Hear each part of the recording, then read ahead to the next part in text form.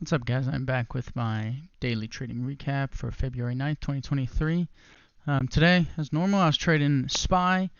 What I had kind of said coming in is I think that we play around this 4150 area. If we open above it, then I'll look for calls, a retest in 4200. If we open below it, look for it to touch and then come down. Today was a real bad day trading for me. I broke every rule. I doubled down.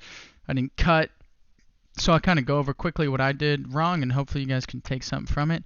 As for SPX, this is where we ended on the day, 40.81.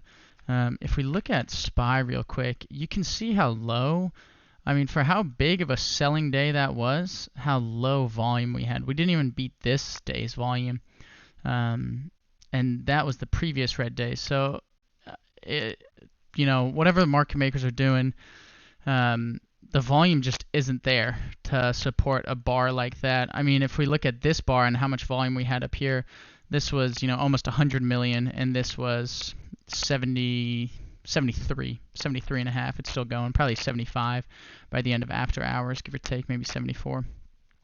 And so it's like, you look at days like that and compare, and it's like, even that bar, so really, I think what we'll see, last time I'll bring it back, SPX has probably come up to 4100. I'd like to see what we do, and if we open around 4100, that wouldn't surprise me at all, and that's actually kind of what I would be expecting. And who knows, again, maybe they're just starting the selling and we could come all the way down to that 400 level, and 4000. I mean, I don't really think so. It just doesn't seem like the sellers are all there. Where we go from here, I don't really know. We lost that 408 level, which was a big level, that 407 right here. You can kind of see 407.5 up to 408. That was a big level. But today, if you followed at all, was, I mean, just a constant trend day. Barely any green on the 15-minute. And then if we pull up a 30-minute, it's even less. So I got caught on the wrong side of this. I'll quickly go over my trade, and I held. I was looking for calls on the day. We did open below 4150, but we played around it for a little, and that's what I was really watching. This whole area, we were playing around the 4150 on SPX. Once we broke below this 413, I should have cut. I really should have. But as soon as we got that, we got a nice little move up, and then that's when the onslaught started. But I didn't. I actually doubled down because I like this 412 area. I like the 412 to 450 with the gap as well.